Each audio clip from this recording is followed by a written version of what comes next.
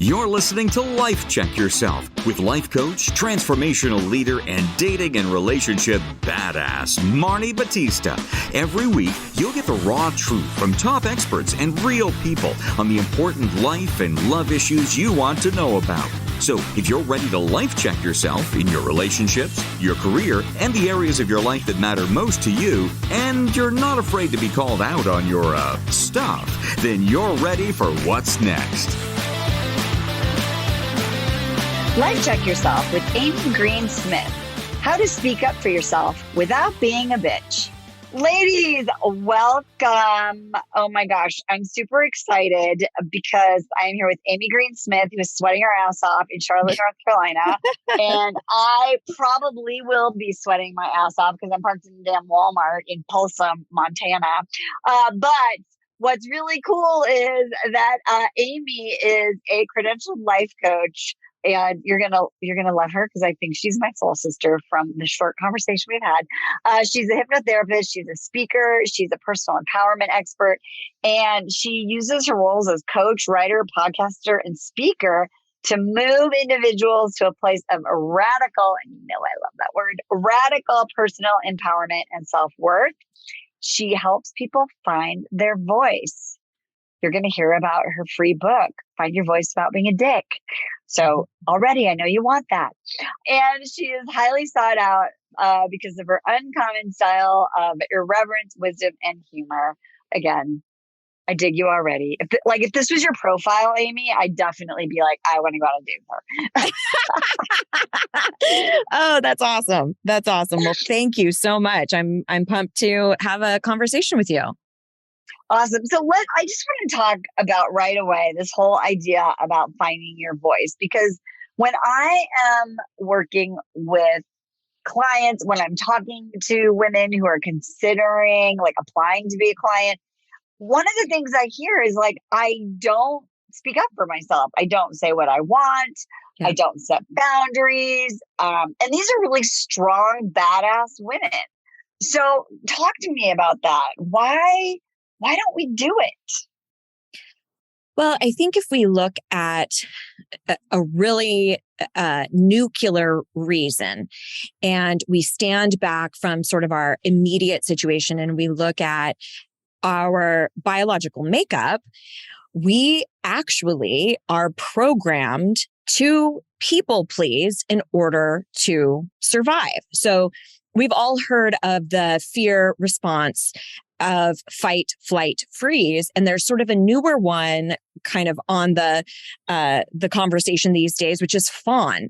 And so the idea in kind of with our primitive ancestry, if you were going to be attacked by a mountain lion, let's say, if you started to fawn as opposed to fight or flee, you would basically be placating the aggressor. You would be saying, here, kitty, kitty, kitty, kitty, here's some meat. Come over here. I'm going to throw it over there, right? Well, all of our primitive fear responses have modern iterations. And one of the more modern iterations of the fawn response is to people please. Even if we look at like Maslow's hierarchy of needs, one of our fundamental human needs is a sense of belonging. So and that really stems from the idea in sort of our lizard brain that if we aren't a part of a community, if we don't belong, then we might die, because that is quite literally what would have happened for our ancestors. So there is a piece that's built into us to placate, to acquiesce, to people please, to self-sacrifice in order to stay safe, in order to preserve our life.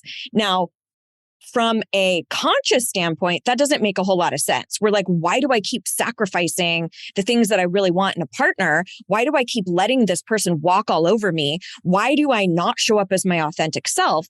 Well, most of the time, there is usually a historical reason, oftentimes, shocker, it's from childhood, where we learned how to people please or placate maybe a family member, or maybe you learned how to fly under the radar and just make everybody else happy because maybe you had a sibling who had a lot of needs in the family and everybody put attention over there. So you kind of learned how to fly under the radar.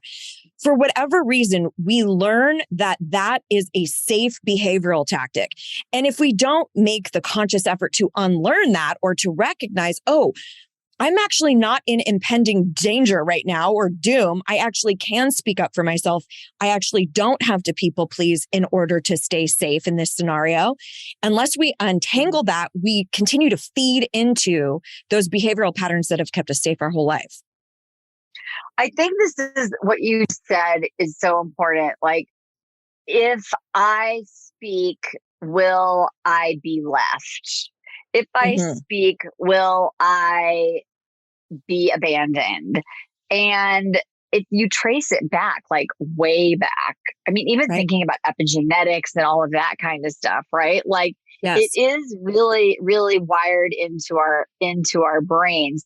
And when you think about the fact that people know it and they vowed it, like I was just talking to someone who's like, I feel like I'm smart. I learned from these mistakes. And I'm like, the next time I'm not going to do it. And then I freaking do it. What is something that we can start to do two things. One is, how do we forgive ourselves for the mistakes that we've made? And then how do we convince ourselves that it can be different? Well, it's definitely not something that we can just nice and tidy up in one episode of a podcast. And I think that's one of the things that we want. We live in a society where you pop a pill or you go through a drive-through or we have all of these very quick fixes. And sadly, a lot of times in personal development, it's about conditioning a totally new way of being. And to your point about epigenetics, sometimes it's undoing generational trauma, things that have been going on in our families of origin for decades, sometimes even centuries. So the thing to understand about this is the difference between the conscious faculty of the mind and the subconscious. Now, I know you've had some experts on the show that have talked about this, but essentially all the things that we know consciously are roughly, depending on who you talk to, that's housed in about 5 to 10% of our mind's power. The rest of that, the rest of the 90 to 95% is our subconscious wiring. Some of that is going to be, family of origin, historical things. That's also where our fear response is housed. That's where our beliefs, our habits, and our values are formed. So what that means is if you established a belief early on that making other people happy is what keeps you safe and maybe from not getting abused or not getting hit or any other number of ways that you're trying to preserve your own reality, you create an association with that in the subconscious that says, this is safe because we know it. We know how to operate in this sort of a scenario. So what that means is it doesn't matter how much you consciously know what you should be doing. If there's a subconscious belief that's in direct opposition to that, it's going to win every time. But one of the ways that we can access and shift the beliefs in the subconscious mind is through repetition, is through doing something differently over and over and over again. And it's also one of the reasons why I love hypnosis, because we can expedite that process considerably faster. But what people need to hear is you have to do the behavior or the phrase saying something different over and over and over again. You have to literally practice it. So the idea that it's going to be like second nature, that it's just going to roll off your tongue is a fallacy. That's not the case. It really is like if you are in let's say a theater performance and you're learning your lines. At the very beginning, you're like, how the fuck am I going to remember these lines? How on earth am I going to be able to recite this whole thing? And then you do that over and over and over. You have a repetition, and then you can do it in your sleep, right? It becomes embedded in the subconscious because now it is a habit. So the same is true for any other way that you're trying to change a behavior or you're trying to change how you respond to things or what you say in certain situations. You have to practice it. So the biggest piece of this is the awareness, catching yourself in the moment. And this is why I think it's so important, the work that you do and what you share with people around identifying what are your non-negotiables, what are your core values, what are the things that you're in alignment with, so that when you are confronted with that, an alarm bell goes off and you go, oh shit, we might have a mismatch of values. Oh, damn, that's one of my non-negotiables. Instead of when we don't have that awareness, we just kind of take on all the projects. We go, oh, I can work with that. I can change them. I can figure that out. Instead of going, okay, whoa. Awareness kicks in. We notice that there's something here that we may have responded differently to in the past. And then it's a baby step. It's saying, I'm not sure I totally agree with that. Instead of, oh yeah, I get it, when it's something that you're offended by.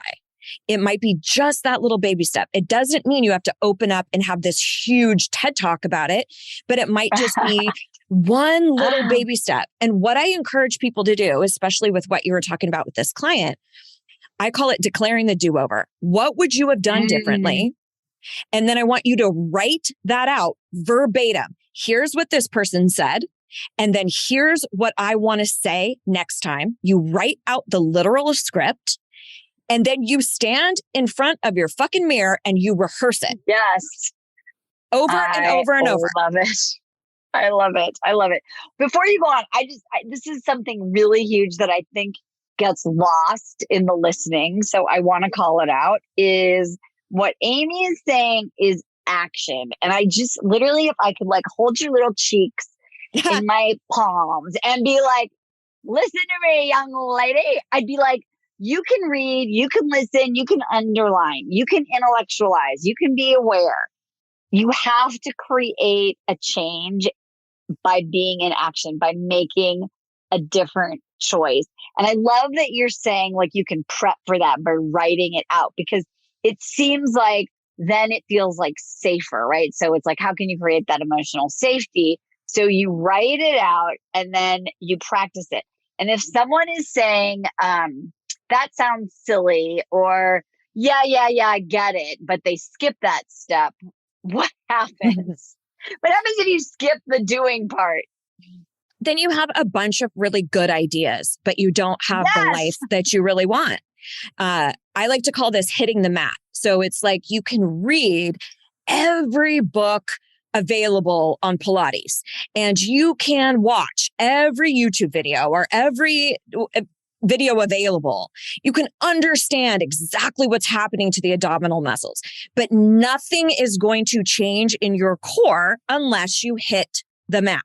So I think to everyone's credit out there, personal development is an intangible. It's one of those things that's behavioral. Yep. So it's not like, here's what to do to manage your finances. Now you can see a difference in your bank account.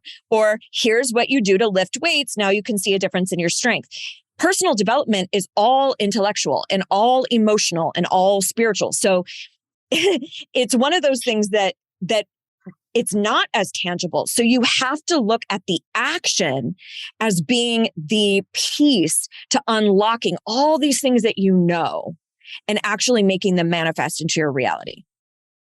I think this is so great because, first of all, you don't know what you don't know. And so when people come and they're like, well, I already know all that. I went to therapy. I already know all that. I'm like, well, I know you know that, but what you don't know is what happens next, because you've never had the courage to do it. Right. And you have to have courage to be able to, be in that liminal space. Right. And that's it. So I want to, before we talk about hypnotherapy, because I'm fascinated by that, I have to shout out like early and often about your free resource. Because first of all, it's just got the best name ever. How to speak up for yourself without being a dick. I just love it. So I want to talk about that, because even if someone's listening, they're like, okay, Amy, I'm writing it out. I practiced it. If I say that, what's the other person gonna do? Like, am I being a dick? Am I being a bitch? Am I being selfish? Am I being too demanding? Am I being too needy?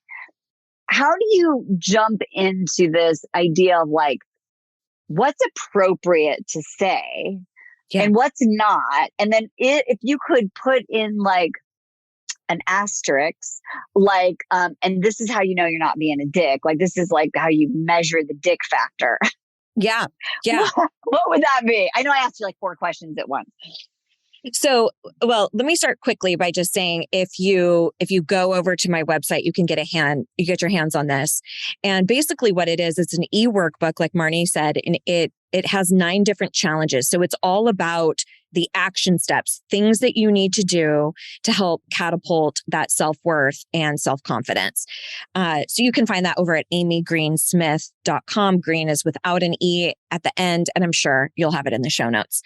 You absolutely will. So rest your little heads now. Go back and listen. Get off your phone. Stop like typing shit in. Listen to Amy now. Be present. Go ahead, Amy. You're so sweet. So the dick factor, how do we know what is or is not malicious? So I love to say you are responsible for your intention, not your reception. So you can show up and be so kind and so compassionate and deliver your perspective with the utmost grace and kindness, and somebody else can disagree with you and make you wrong for that and hurl insults and be so upset with you. Other folks might be indifferent. Other people may totally agree with you. We cannot control any of the reception. We can only control our intention, who we are being, how we are showing up. So I use that as sort of a barometer of success. So if anybody is ever upset with me or doesn't like something that I did, I stop and look at not necessarily how they feel, because I know you've talked about this before and your daughters have said, I can't make anybody feel somebody. I can't feel something, right? I can't. Yep. Yeah. So I go, is there anything that I would do differently? Am I okay with how I communicate it? Because oftentimes it's not the content of what we're saying. It's usually how we say it. We know that like 7% of our communication is the actual literal words. Everything else is paraverbal and nonverbal, our body language and our tone of voice. So we have to go back and go, okay, it's not what I said, but am I okay with my inflection? Am I okay with my tone of voice? And there have been plenty of times, Marni, where I check in with myself and go, yeah, I am okay with that. So I need to allow their opinion to be theirs. And that is one of the most difficult pieces because it takes emotional intelligence. And it also takes dismantling some of the bullshit patriarchal nonsense that we've been fed disproportionately as women or those who are femme presenting, that we have to take care of everyone else's emotions, that we're only okay if everyone else is okay. And that's a crock of shit.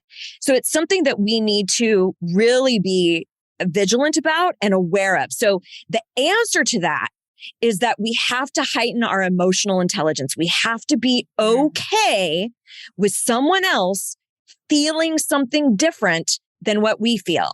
And I like to call this dichotomous emotion, where you might be simultaneously proud of yourself for speaking up and so sad that the other person doesn't see it your way, or disappointed, or a sense of obligation, or overwhelm, or any number of other emotions. So the idea that we're going to speak up and it's always going to be shit and glitter and rainbows, that's not what it is. It's about us going, hey, my opinion, my thoughts, opinions, and needs are just as important as this other person's. And I'm going to allow those to be their responsibility. I freaking love that. I was just thinking, I'm in this RV driving for like 5 hours with my husband. What were we talking about? I can't even remember. But he was like, wow, I feel like you're raising your voice now. And I was like, oh, because I feel like this is like a math problem. I'm like, oh, because I said it the first time and you didn't acknowledge and validate like what I was hearing. So my voice got louder because I felt like you didn't hear me, but physically you heard me. but I didn't feel hurt. And he was like, oh yeah, I forgot about that part. Right. And so these are skills, right? And Yes. I did totally life check myself. I was like, I was doing that. Why was I doing that? He's not hard of hearing. My message was my communication. My words were on point. My voice got louder. Why? Oh, because I felt like you're not hearing me, even though you are. This is what I need. I need for you to acknowledge and validate or explain. And so what I love that you're talking about is that if you look at it as like, I'm not doing this necessarily to get something, right? I'm doing it, number one, because my human self, my authentic self has something that needs to be expressed. And so I'm going to do that. And then I'm going to learn how to do it in the most impactful way possible. Right. Because we can't, and in dating, oh my God, like I've talked about some of these recently because I've had ladies send, we call them bless and release messages, right? Like, I'm going to bless you, thank you, and I'm going to release you back into the into the pond for someone else to catch you. Lovely messages. And guys can be like, fuck you, to like, oh my God, years ago, I had someone say like, wow, that cost me $80, because you took her out to dinner. That was an $80 nice message, like totally fuck you. And other guys have been like, yeah, I really appreciate you being honest. I wasn't feeling the vibe either, or I'm super disappointed if it doesn't work out with so-and-so, or you still, like come back and like, hit me up. Right. Because like you said, people will interpret that in a million different ways. So you really have to do that first step, which is find your own voice, like find your own truth. Right. And I think that's a lot in tandem with your own worthiness. And I think, we oftentimes are shown and depicted in our society as being weaker, right? We're always told you're the weaker sex, which is also subscribes to a binary that doesn't exist, but really is from a very, very young age, we are given the message that we're less than, right? Like we have founding fathers. We depict God as a masculine. We put Mr. and Mrs. It's, there's all these ways that we see that women are less than. And so what does that do? That already sets us up for a lack of self-worth, that there are other people, usually cishet white men, who are more important than us. Their value, their opinions, their thoughts are all more important than my own. So I feel personally, from a feminist standpoint, that believing in my own enoughness and my own worthiness is a part of the resistance. It's part of my activism to say like, no, I don't get to be the oppressed party any longer.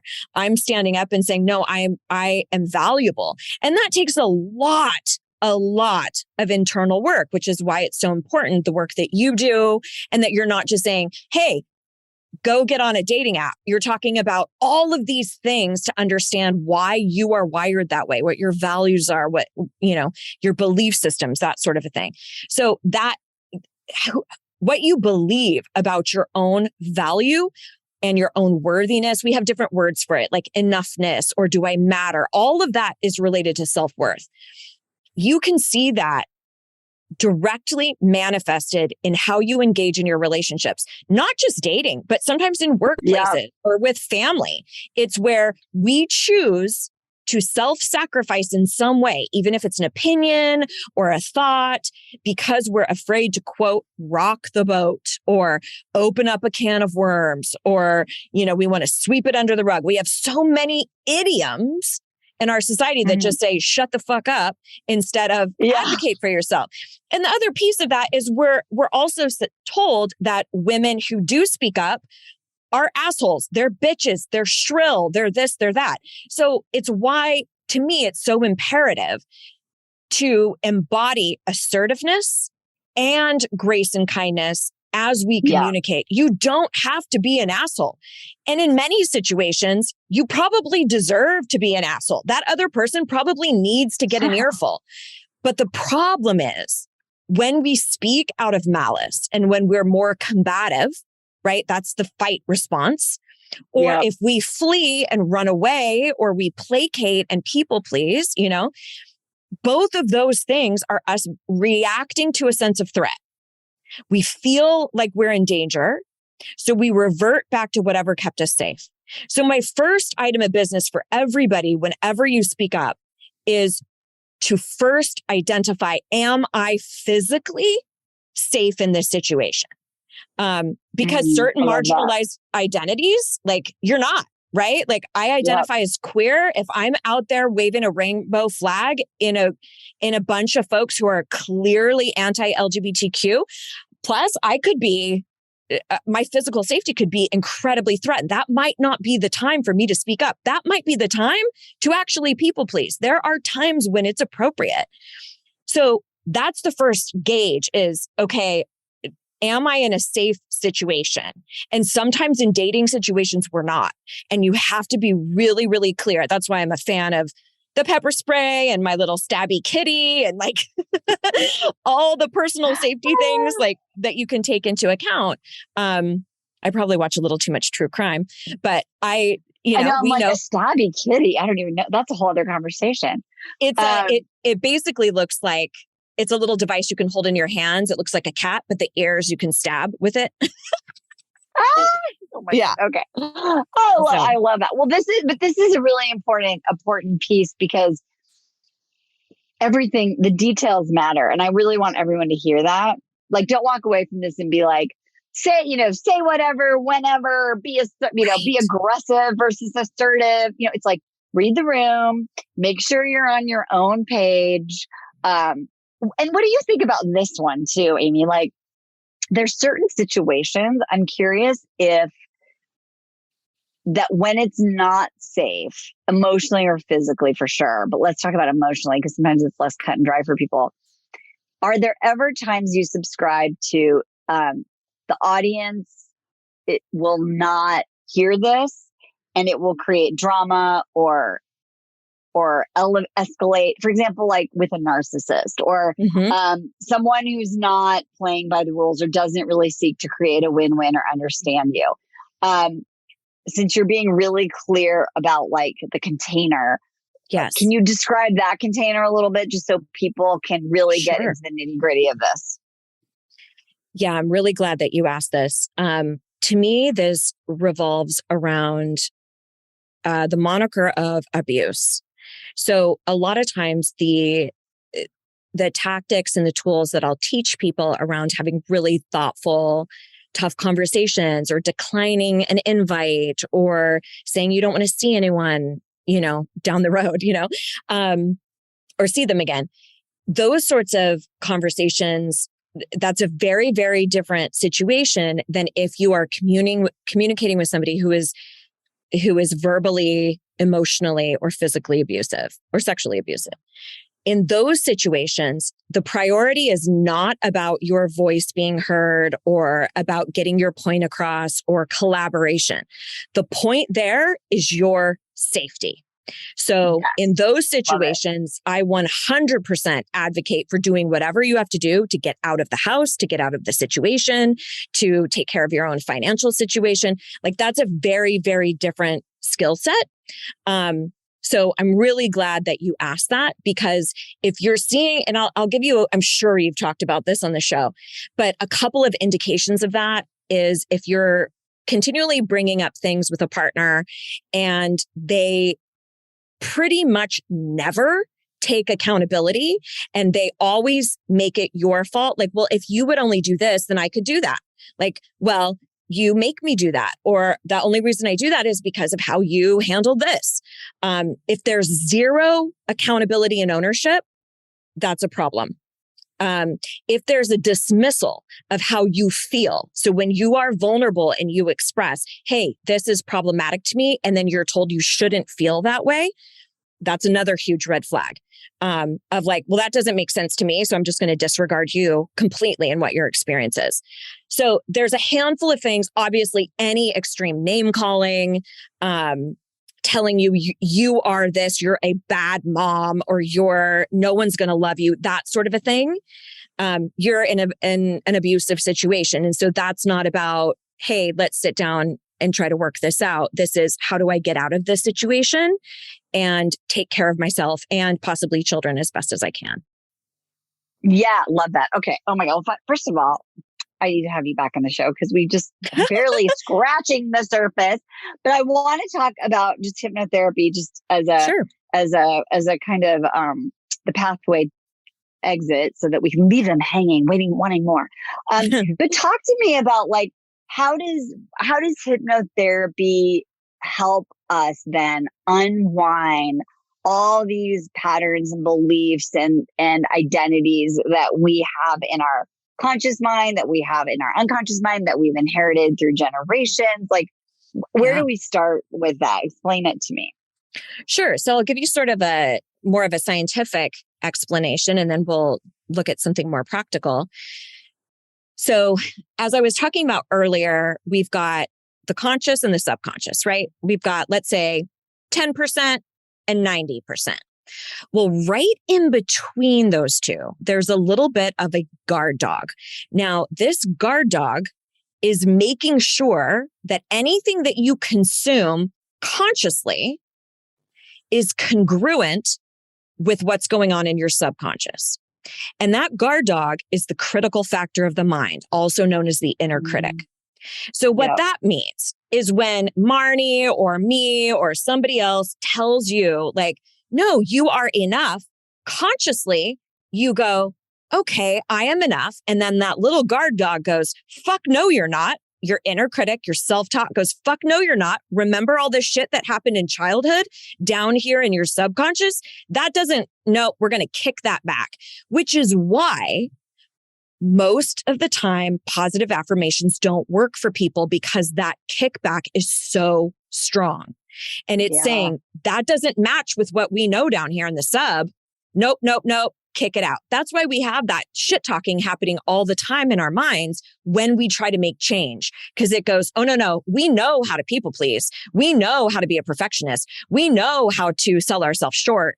We're going to stay with that. So anything you do to try to change that inner critic goes, this is bullshit. So I oftentimes say, if that little guard dog, your inner critic, is getting loud, that means that you're onto something. Because it's going, wait a minute, this is different than what we know. And that's probably a really good thing. So essentially what happens in hypnosis is we put the guard dog to sleep, and it just like kind of lays down so that we can take belief systems like, I deserve to speak up for myself, or I am capable of attracting the love of my life, that consciously we're like, I would love to believe that, but that guard dog is always going off. In hypnosis, we slow down the brain waves. That's all that it is. It's a brainwave state that's in between awake and asleep. We've all felt it. We feel it twice a day at least when we're going to sleep or waking up. And that critical factor of the mind goes to sleep. So we're able to embed beliefs much faster into the subconscious in a way that they're absorbed a little bit easier. That's amazing. So you put the guard dog to sleep so that you can actually almost like infiltrate the system, is what it sounds like. You're working, it's a workaround to the brain. That's right. So that kickback isn't there the way it is in your awakened state. You know, when you're operating in the brainwave state, that's typically like an alpha or a beta brainwave.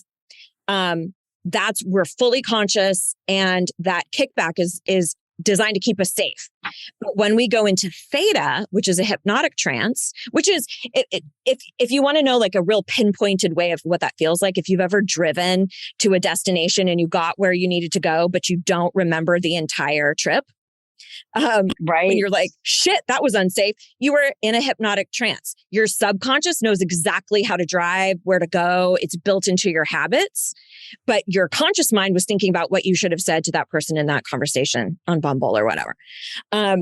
So that's hypnosis. We do it in meditation. We do it sometimes when we're watching a movie, when everything else is like blanked out. So it's not anything to be afraid of. All it is just a slowing down, a brainwave state.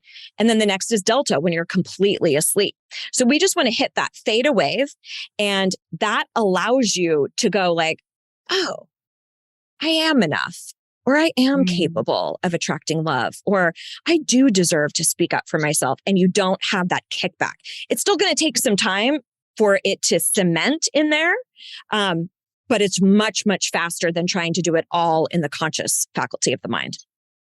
I love that. I think this is so important because when you look at what you said is so true of you say affirmations or you intellectually believe something and then you get frustrated with yourself because you're not getting your result. You have to work with the way the brain works, and hypnotherapy is such a great idea. I love that. So last question for you. Sure. If you were going to think about something that we can remind ourselves about or a step to take when we're in the moment. And because I remember for me, Amy, like I literally will never forget this one moment. I was sitting in the car with the crappy ex-boyfriend after my divorce, and I wanted to say all this stuff. And I literally was like, I think my lips are glued together. Like I had all this stuff and I was like I couldn't speak. Is there something you can say to yourself or remember or do in any of those moments to amplify your courage and help you speak? Yeah, there's a couple. So I'll give people at least two to choose from. The first is what I talked about earlier, to remind yourself, I am responsible for my intention, not my reception. So show up in a way that I am proud. So if you can get ahead of it, it's great. Like if you know you're going to go out with that person and you're going to end it, or you're going to see them or you're going to talk to them and you know you're going to end it, think about, okay, tomorrow when I wake up, how do I want to feel about the woman that I was? How would I want to describe how I showed up? So that's great if you can get ahead of it. If you cannot, one of my favorites is to think, what do I need to do now to change the trajectory of my life? How do I need to show up right now in this moment to change what has always been, right? Because you see it all the time, like my picker's broken. It's like, no. You've been choosing a pattern of behavior over and over again unconsciously. Now that we're conscious around, oh, I'm doing that because of my father wound or my mother wound or whatever. Now we can go in the moment. I need to make a different decision. What is the decision that I need to make right now that is the healthiest for my relationship trajectory? And I think that question could be really helpful. And then, another is just to tell yourself, my wants, opinions, and needs matter just as much as anybody else. And just to remind yourself that what you're feeling, your thoughts, your stances, all of that stuff matters, but you are the only one who can advocate for it. If you're waiting around for somebody to acknowledge that, they're probably not going to. You have to own that. So reminding yourself in the moment, like what I want matters, what I want matters, how I feel matters, how I feel matters. Even if you're like, excuse me to go to the bathroom for a second, and I have done this plenty of times to prep for a conversation and have just sat on the toilet, reminding myself like what you want matters. Your thoughts and opinions and needs matter. You're responsible for your intention, not your reception. How do you need to behave? And just giving yourself that little pep talk. I freaking love that. Y'all should rewind that part, write that down, put it like in your phone. We're going to have women across the globe in the bathroom repeating those Amy mantras over and over again. I'm so happy that you are here. I thank you so much. Your voice is amazing, and sharing your message is my privilege and honor. I'm just so grateful that you spent your time here with us. So ladies, all this great stuff in the show notes, amygreensmith.com/free. Go to Amy's website, amygreensmith.com. First of all, it's just cute and sassy, and you get to see how adorable she is, and hot and fiery and amazing. And there's just so much goodness. So again, I really appreciate you being here. And ladies, your voice matters. So you know what? Life check yourself. We'll talk to you next time. Bye-bye.